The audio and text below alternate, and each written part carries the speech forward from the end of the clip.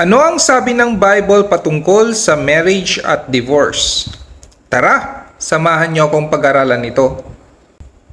Define muna natin ang marriage. Marriage is a sacred covenant between a man and a woman for life or until death, which God intended to be unbroken. Sinabi niya na isa lang ang lalaki at isa lang na babae ang mag-asawa. Hindi dalawang lalaki, isang babae, or lalaki sa lalaki, or babae sa babae. Between isang lalaki at isang babae lang. At ito ay for life or until death. Hindi niya inintend ito na ma-broke kasi gusto niya for life silang magkasama. Makikita natin to sa Matthew 19:4-5. And he, si Lord Jesus, answered and said to them, "Have you not read that he who made them at the beginning made them male and female, and said, For this reason a man shall leave his father and mother and be joined to his wife, and the two shall become one flesh." Kino-quote dito ni Lord Jesus Christ yung passage sa Genesis chapter 2 verse 24.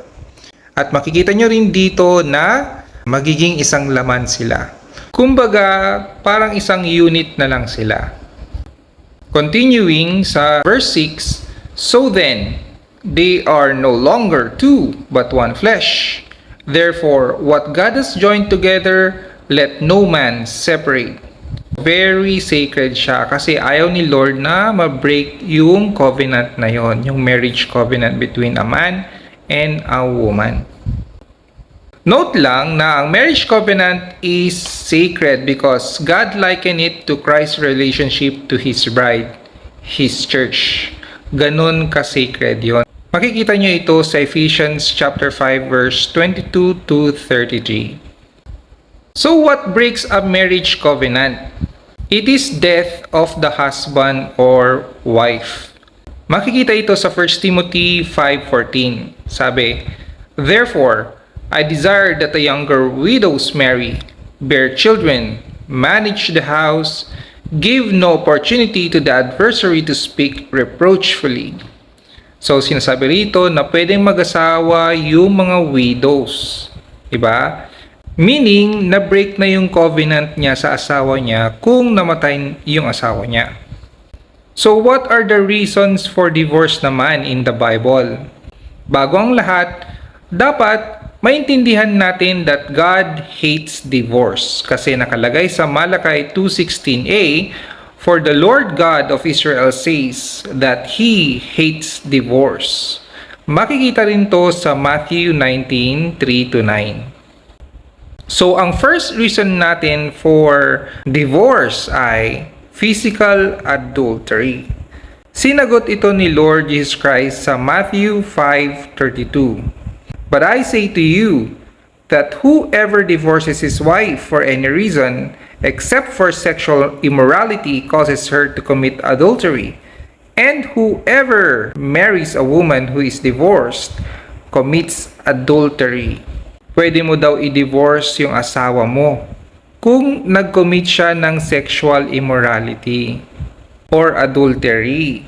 Kaso nga lang, sabi dito na hindi ka pwedeng mag-asawa ng divorced na woman kasi ikaw mismo ay magko-commit ng adultery pag ginawa mo yon. Second reason na binigay ng Bible ay physical abandonment of the unbelieving spouse. Makikita natin to sa 1 Corinthians 7:15. "But if the unbeliever departs, let him depart.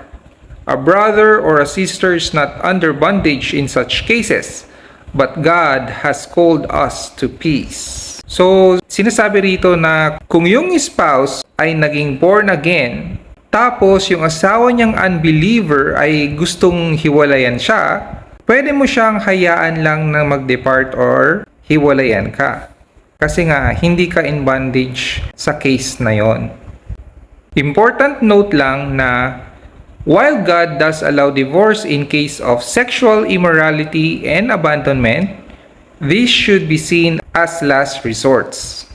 The Bible encourages believers to seek forgiveness and reconciliation emphasizing potential for healing and restoring broken relationships. Kasi nga, di ba, God hates divorce. Kaya gusto niya na gawin niyo ang lahat ng paraan para mag-reconcile kayo at ma-restore yung relationship niyo mag-asawa. In-explain ito sa 1 Corinthians 7:11. Basahin natin. But even if she does depart, let her remain unmarried or be reconciled to her husband. And the husband is not to divorce his wife. So sinasabi rito na pag hiniwalayan mo yung asawa mo, dapat hindi ka mag-asawa ng iba. Binanggit na yun ni Lord Jesus Christ, diba, sa Matthew chapter 5. Kasi magko-commit ka ng adultery pag ginawa mo yon. Sabi niya, or be reconciled to her husband. Yun nga, pwede kang mag-separate sa asawa mo, pero mas maganda na mag-reconcile kayo ng asawa mo. At sinabi niya rin, same true sa lalaki, na not to divorce his wife. I hope naintindihan nyo itong short na Bible study natin. Sa muli po, God bless us all, always.